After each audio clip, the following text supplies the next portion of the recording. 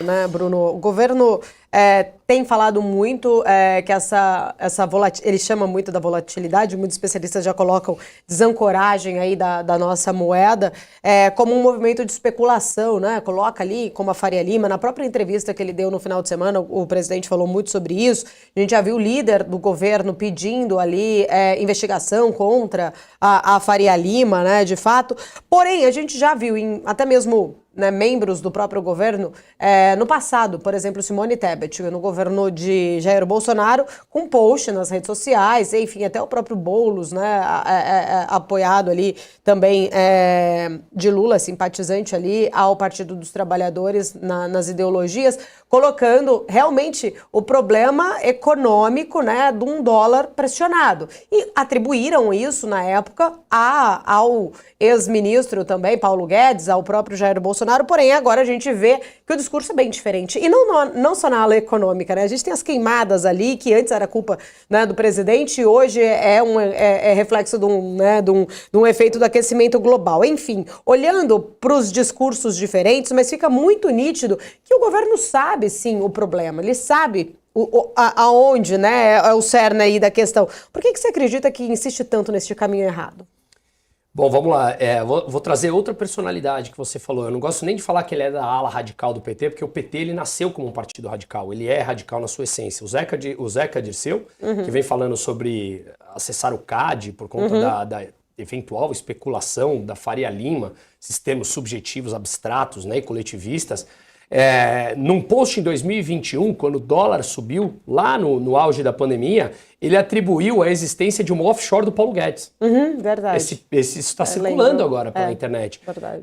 Vamos lá, offshore não é proibido, tá? Você está devidamente declarado, sim. É bom saber, todo mundo pode ter uma offshore. A gente lá na Aquavera, a gente estrutura offshore para vários clientes, ou seja, tá tudo certo. Então, é o que você falou, eles atribuíam o mesmo fato a um indivíduo específico que eles não gostavam. Agora, eles atribuem a causas coletivistas, o aquecimento global. O Metrópolis, que é um jornal de esquerda, acabou de postar que em 2024 as queimadas aumentaram em 90%. Não é 1%, não são 2%, é 90%. Agora é fácil nós coletivizarmos a culpa a um fenômeno, claro, que eles adoram fazer política em cima disso.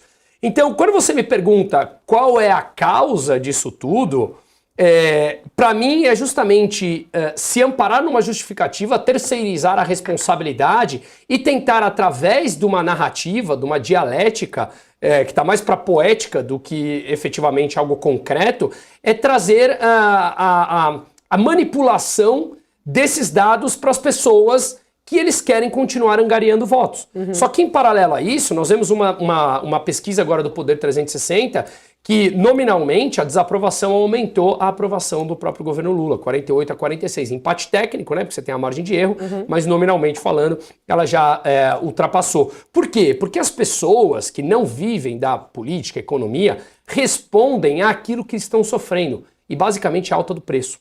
A alta de preço, economia é o que elege ou tira presidente. Por isso que me causa estranheza o Lula, que para mim ele nunca teve preocupação com as pessoas, mas ele sempre soube conduzir uma conversa, manipular, ele sempre foi bom na argumentação, ele sabe que isso está tirando o voto deles. Porque não adianta ele vir a público e falar os preços não estão subindo. Vai na rua e vê quantas pessoas estão gastando com carne, quanto estão gastando com leite, etc e tal, que os mais pobres gastam grande parte da sua renda com alimentação. Pirâmide de Maslow é o que a gente precisa, número 1, alimentação, né? Então, e isso obviamente leva deveria levar uma preocupação. E eles se mostram alheios a tudo isso. Então eu acho que, quando eles falaram lá no começo, quando ele foi eleito, ele falou que esse seria um governo da vingança. Para mim é o que responde isso. Ele está se vingando. Brincando com fogo também, né? Eu não sei se ele, de repente, não tem mais força, não gostaria de se reeleger, ou tem alguma carta na manga que eu acho muito difícil, porque a inflação ela já é presente. Ele está perdendo a capacidade de aumentar o endividamento público para gastar dinheiro e angariar em votos, porque isso se traduz em inflação. Mais inflação, ele perde votos. Então eu não sei se ele realmente não está mais 100% em suas condições de capacidade analítica e de interpretação dos fatos que está acontecendo, porque para mim ele não tem mais cartucho na manga. Aí sobra realmente a vingança.